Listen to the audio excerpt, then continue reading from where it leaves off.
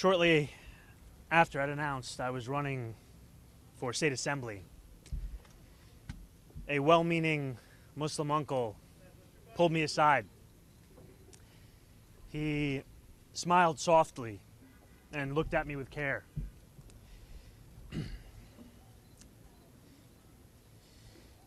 In a quiet voice, he told me I did not have to tell people I was Muslim. His eyes kind, his beard proud, and his face heavy with the implications of the unsaid. I had not learned the lesson that he had been taught time and again. It is the lesson that safety could only be found in the shadows of our city. That it is in those shadows alone where Muslims could embrace their full identities. And that if we were to emerge from those shadows, that it is in those shadows that we must leave our faith. These are lessons that so many Muslim New Yorkers have been taught again and again. And over these last few days, these lessons have become the closing messages of Andrew Cuomo, Curtis Sliwa, and Eric Adams. Yesterday, Andrew Cuomo laughed and agreed when a radio host said that I would cheer another 9/11. Yesterday, Eric Adams said that we can't let our city become Europe. He compared me to violent extremists. And he lied again and again when he said that our movement seeks to burn churches and destroy communities. The day before that, Curtis Sliwa slandered me from the debate stage when he claimed that I support global jihad. And every day, Super PAC ads imply that I am a terrorist or mock the way I eat. Push polls that ask New Yorkers questions like whether they support invented proposals to make halal food mandatory, or political cartoons that represent my candidacy as an airplane hurtling towards the World Trade Center. But I do not want to use this moment to speak to them any further. I want to use this moment to speak to the Muslims of New York City.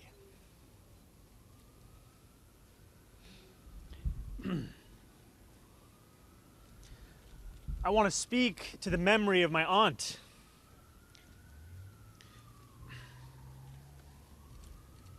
who stopped taking the subway after September 11th because she did not feel safe in her hijab.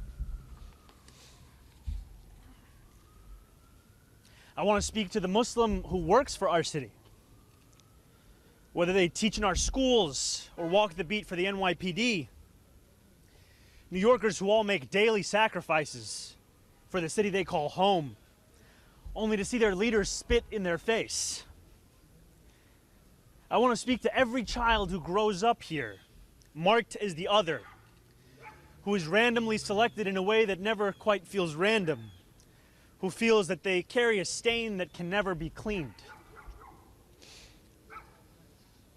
Growing up in the shadow of 9/11, I have known what it means to live with an undercurrent of suspicion in this city.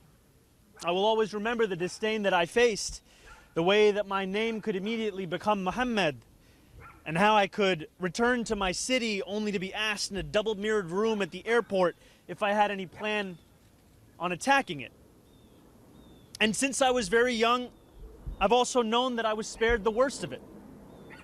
I was never pressured to be an informant, like a classmate of mine. I've never had the word terrorist spray-painted on my garage as one of my staff had to endure. My mosque has never been set on fire. To be Muslim in New York is to expect indignity. But indignity does not make us distinct. There are many New Yorkers who face it. It is the tolerance of that indignity that does. Since I announced my candidacy for mayor 1 year ago yesterday, I have sought to be the candidate fighting for every single New Yorker, not simply the Muslim candidate. I've carried these indignities with me each moment of this race, doing so all the while as the first major Muslim candidate in the history of our city. I thought that if I could build a campaign of universality, I could define myself as the leader I aspire to be, one representing every New Yorker, no matter their skin color or religion, no matter where they were born. I thought that if I worked hard enough, it would allow me to be that leader. And I thought that if I behaved well enough, or bit my tongue enough in the face of racist, baseless attacks, all while returning back to my central message, it would allow me to be more than just my faith. I was wrong. No amount of redirection is ever enough. In doing this, I have told the wide-eyed young child in Jackson Heights or the first-time voter in Parkchester that they too should remain in the shadows.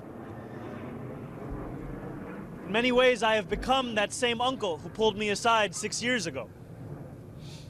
No more.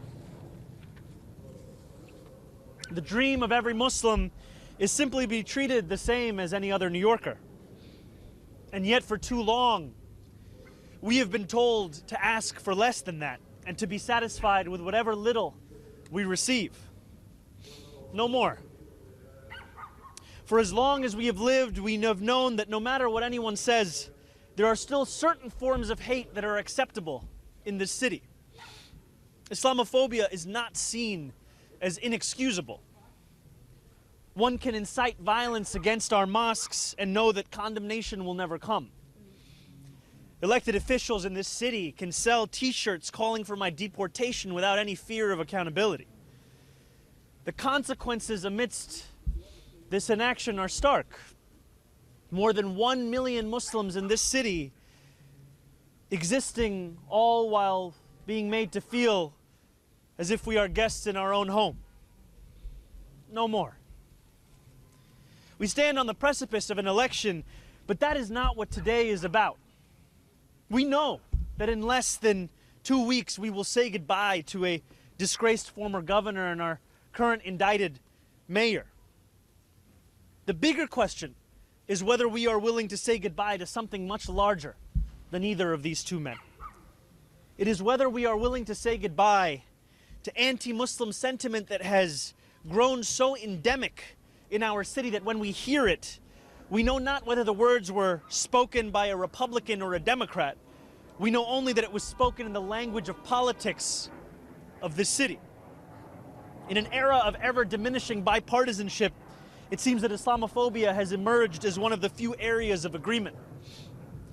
And while I appreciate all who have rushed to my defense over these past few days, I think of those Muslims in this city who do not have the luxury of being the Democratic nominee, who do not have the luxury of being deemed worthy of solidarity. While my opponents in this race have brought hatred to the forefront, this is just a glimpse of what so many have to endure every day across this city. And while it would be easy for us to say that this is not who we are as a city, we know the truth. This is who we have allowed ourselves to become. And a question lies before each of us. Will we continue to accept a narrow definition of what it means to be a New Yorker that makes smaller every day the number of those guaranteed a life of dignity? Will we remain in the shadows, or will we together step into the light? There are 12 days remaining until Election Day. I will be a Muslim man in New York City each of those 12 days and every day that follows after that. I will not change who I am, how I eat, or the faith that I am proud to call my own. But there is one thing that I will change. I will no longer look for myself in the shadows. I will find myself in the light.